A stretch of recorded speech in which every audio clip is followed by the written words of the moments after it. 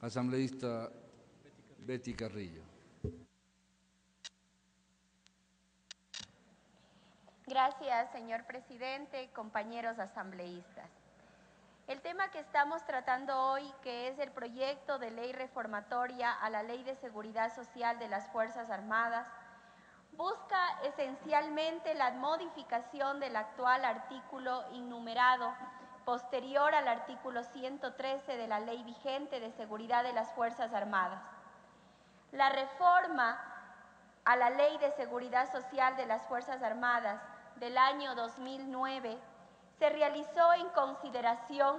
a que la política económica del Estado tiene como uno de los objetivos asegurar la adecuada distribución del ingreso y de la riqueza nacional en armonía con lo dispuesto en el numeral 1 del artículo 284 de la Constitución. Considerando además que el Estado financia el 60% de las pensiones que concede el Instituto de Seguridad Social de las Fuerzas Armadas, ISFA, la finalidad de dicha ley era buscar una mejor redistribución de los aportes con los que el Estado solventa la seguridad social en el rubro de pensiones, aporte que se legitima plenamente cuando la pensión es el único ingreso que recibe una persona. En este caso, un ex miembro de las Fuerzas Armadas. Al dictar la ley reformatoria en el 2009, el Estado consideró que no era justo que alguien reintegrado a la fuerza laboral, sea esta pública o privada, siguiera recibiendo un 40% del aporte estatal a su pensión.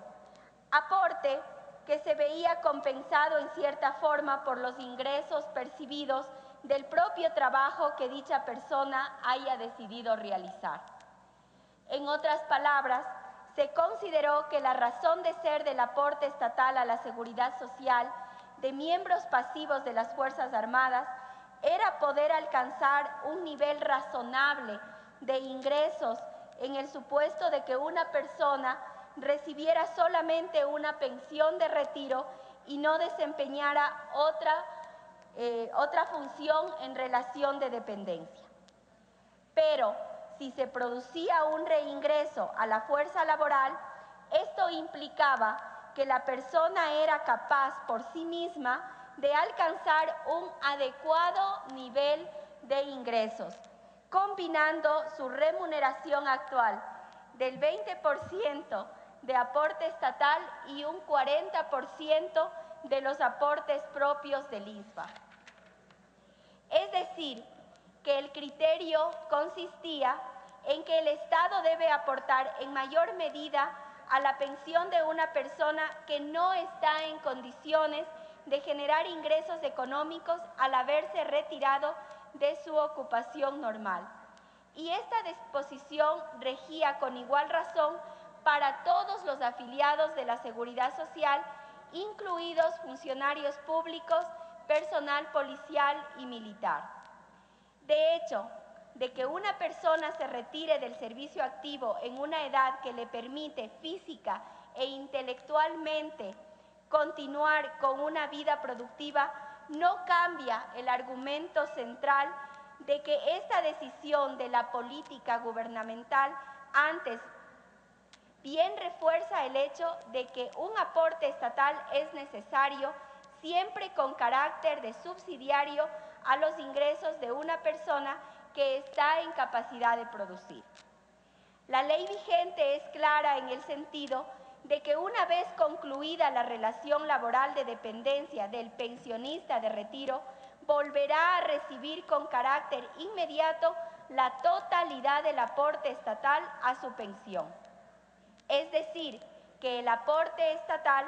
siempre estará presente en el momento que una persona asuma de hecho y de derecho su condición de pensionista retirado de la actividad laboral por motivos de edad. Se entiende entonces que una persona de 45 a 55 años incorporada o reincorporada en relación de dependencia no requiere del aporte completo del Estado a su pensión por la sencilla razón de que sigue siendo económicamente activa y que en el régimen de la seguridad social que aspira a ser universal y que se sostiene en los principios de solidaridad y subsidiariedad, el Estado tiene la potestad de establecer prioridades en los aportes de seguridad social que realiza. Prioridad que en este caso recae sobre quienes se han retirado del servicio o se han acogido a la jubilación y no han vuelto a percibir otro salario o remuneración en relación de dependencia. Realizar la reforma propuesta en el actual proyecto implicaría reformar de igual manera la Ley de Seguridad Social de la Policía Nacional, puesto que, si el argumento es justo, debería serlo para todos quienes fueron